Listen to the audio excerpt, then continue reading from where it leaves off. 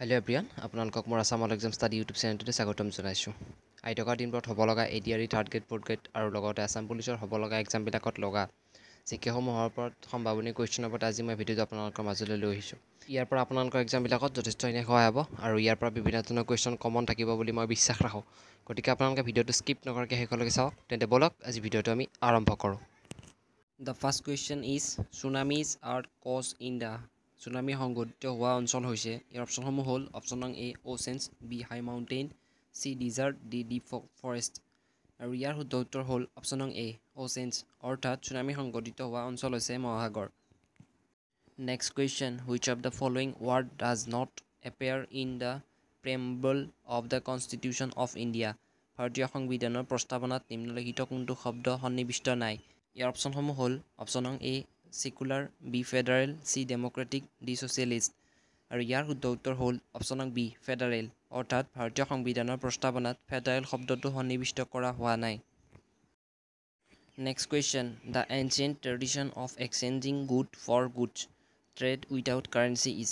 মুদ্ৰাবিহীনভাৱে বয়-বস্তুৰ ব্যৱসায়ৰ পুৰণি প্ৰথাটো হৈছে।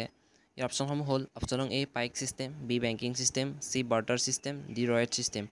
আৰু ইয়াৰ শুদ্ধ উত্তৰ হ'ল অপশ্যন নং চি বাৰ্টাৰ ছিষ্টেম, অৰ্থাৎ মুদ্ৰাবিহীনভাৱে বয়-বস্তুৰ ব্যৱসায়ৰ পুৰণি প্ৰথাটো হৈছে বাৰ্টাৰ ব্যৱস্থা। Next question, the famous dish dal bati churma is typically serve in the state of. Dal bati চুৰমা নামৰ প্ৰখ্যাত খাদ্যটি সাধাৰণতে কোন ৰাজ্যত পৰিৱেশন কৰা হয়? ইয়াৰ অপশ্যনসমূহ হ'ল অপশ্যন নং A Punjab, B Bihar, C Rajasthan, D Orissa. আৰু ইয়াৰ শুদ্ধ উত্তৰ হ'ল অপশ্যন নং চি ৰাজস্থান, অৰ্থাৎ দাল বাটি চুৰমা নামৰ প্ৰখ্যাত খাদ্যটি সাধাৰণতে ৰাজস্থান ৰাজ্যত পৰিৱেশন কৰা হয়। Next question, animals that feed on green planet are known as. সেউজীয়া উদ্ভিদৰ ওপৰত বৰ্তি থকা প্ৰাণীক কি বুলি জনা যায়? ইয়াৰ অপশ্যনসমূহ হ'ল অপশ্যন নং এ অমনিভাৰ্ছ, বি কেনিবেলছ, চি কাৰ্নিভৰ্ছ, ডি হাৰ্বিভৰ্ছ। আৰু ইয়াৰ শুদ্ধ উত্তৰ হ'ল অপশ্যন নং ডি হাৰ্বিভৰ্ছ, অৰ্থাৎ সেউজীয়া উদ্ভিদৰ ওপৰত বৰ্তি থকা প্ৰাণীক তৃণভোজী প্ৰাণী বুলি জনা যায়। Next question, which schedule of the Indian constitution has made provision for autonomous administration for hills and tribal region of North East India. ভাৰতীয় সংবিধানৰ কোনখন অনুসূচীত উত্তৰ পূব ভাৰতত পাহাৰৰ জনজাতীয় অঞ্চলৰ বাবে স্বায়ত্তশাসনৰ ব্যৱস্থা কৰা হৈছে? ইয়াৰ অপশ্যনসমূহ হ'ল অপশ্যন নং A six schedule, B eighth schedule, C fifth schedule, D ninth schedule.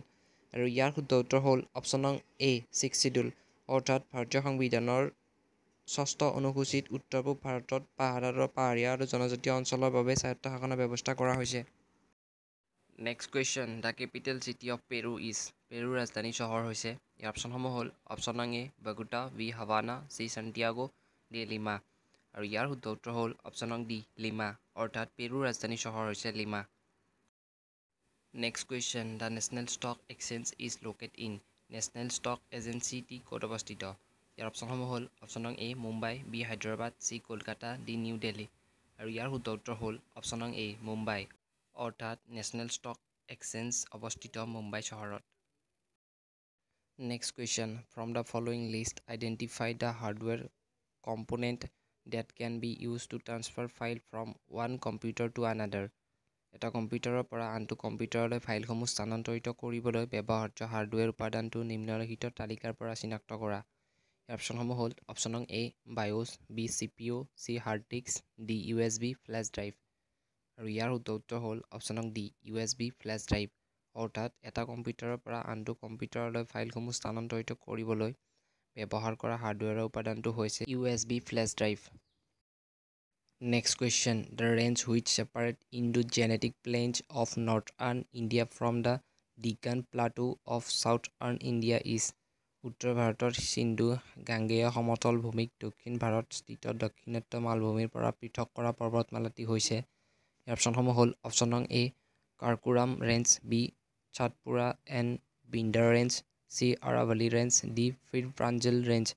আৰু ইয়াৰ শুদ্ধ উত্তৰ হ'ল অপশ্যন নং বি ছাটপুৰা এণ্ড বিন্ধ্য ৰেঞ্জ, অৰ্থাৎ উত্তৰ ভাৰতৰ সিন্ধু গাঙ্গেয় সমতল ভূমিক দক্ষিণ ভাৰতস্থিত দাক্ষিণাত্য মালভূমিৰ পৰা পৃথক কৰা পৰ্বতমালাটি হৈছে সাতপুৰা আৰু বিন্ধ্য পৰ্বতমালা। Next question, amongst the following rivers which one does not originate from the Himalayas. নিম্নলিখিত নদীসমূহৰ কোনখন নদীৰ উৎপত্তি হিমালয়ৰ পৰা নহয়? ইয়াৰ অপশ্যনসমূহ হ'ল অপশ্যন নং A Indus, B Yamuna, C Ganga, D Narmada. আৰু ইয়াৰ শুদ্ধ উত্তৰ হ'ল অপশ্যন নং D Narmada.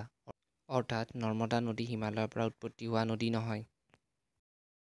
Next question, water has maximum density at. কিমান উষ্ণতাত পানীৰ ঘনত্ব সৰ্বোচ্চ হয়? ইয়াৰ অপশ্যনসমূহ হ'ল অপশ্যন নং A 100 degree Celsius, B 0 degree Celsius, C 40 degree Celsius, D 4 degree Celsius. আৰু ইয়াৰ শুদ্ধ উত্তৰ হ'ল অপশ্যন নং ডি 4 ডিগ্ৰী চেলছিয়াছ। অৰ্থাৎ পানীৰ ঘনত্ব সৰ্বোচ্চ হয় 4 ডিগ্ৰী চেলছিয়াছত। Next question, which social science studies the production, distribution and consumption of wealth. সমাজ বিজ্ঞানৰ কোন শাখাত সম্পত্তি উৎপাদন, বিতৰণ আৰু উপভোগ সম্পৰ্কীয় অধ্যয়ন কৰা হয়?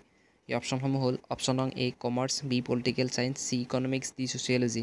আৰু ইয়াৰ শুদ্ধ উত্তৰ হ'ল অপশ্যন নং চি ইকনমিক্স। অৰ্থাৎ সমাজ বিজ্ঞানৰ অৰ্থনীতি শাখাত সম্পত্তি উৎপাদন, বিতৰণ আৰু উপভোগ সম্পৰ্কীয় অধ্যয়ন কৰা হয়।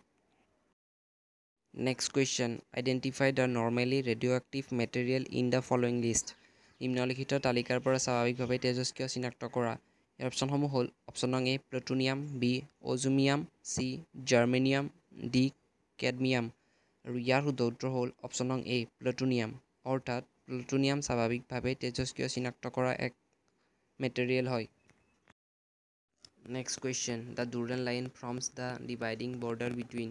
ডুৰাণ্ট লাইনে যি দুখন দেশৰ সীমাৰেখা গঠন কৰে সেই দুখন দেশ হৈছে। ইয়াৰ অপশ্যনসমূহ হ'ল অপশ্যন নং A Pakistan and Afghanistan, B Pakistan and India, C India and Bangladesh, D India and Burma. আৰু ইয়াৰ শুদ্ধ উত্তৰ হ'ল অপশ্যন নং এ পাকিস্তান এণ্ড আফগানিস্তান। অৰ্থাৎ ডুৰাণ্ট লাইনে পাকিস্তান আৰু আফগানিস্তান দেশৰ সীমাৰেখা গঠন কৰে। Next question, the national inter school football tournament in India is played for. ভাৰতত যিটো বঁটাৰ বাবে ৰাষ্ট্ৰীয় আন্তঃবিদ্যালয় ফুটবল টুৰ্ণামেণ্ট খেলা হয় সেই বঁটাটো হৈছে। ইয়াৰ অপশ্যনসমূহ হ'ল অপশ্যন নং A Durand cup, B Duleep trophy, C Subroto cup, D Irani trophy. আৰু ইয়াৰ শুদ্ধ উত্তৰ হ'ল অপশ্যন নং চি সুব্ৰতো কাপ।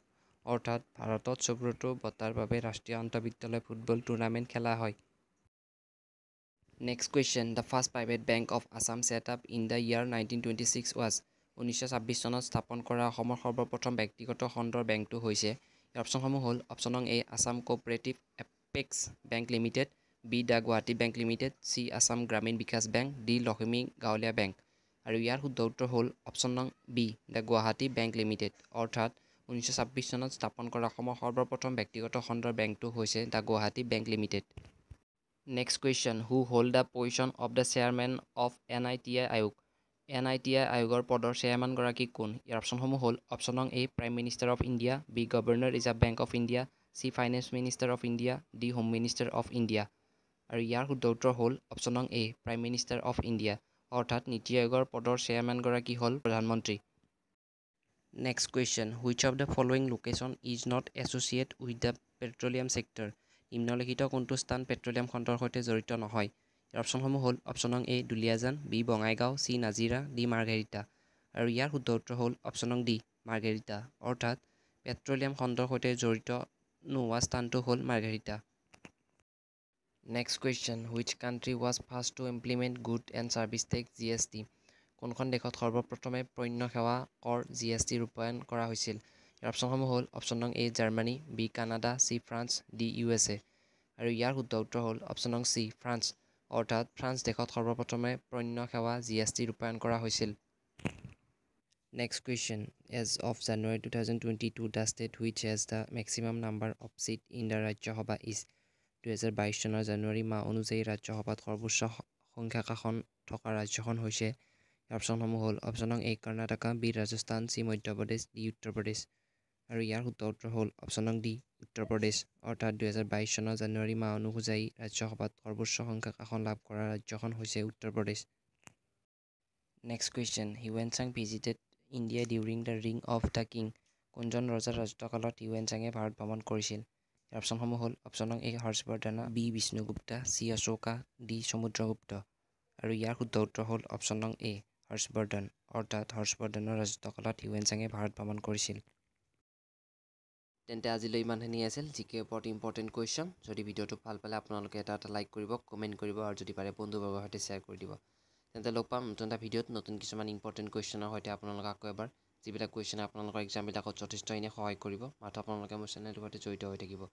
লগতে চেনেলটো ছাবস্ক্ৰাইব কৰি ৰাখিব আৰু বেল আইকনটো প্ৰেছ কৰি ৰাখিব, যাতে ভিডিঅ' দিলে আপোনালোকলৈ ভিডিঅ'টো প্ৰথমেই যায়। লগ পাম নতুন এটা ভিডিঅ'ত নতুন কিছুমান ইম্পৰ্টেণ্ট কুৱেশ্যনৰ সৈতে আকৌ এবাৰ আপোনালোকক।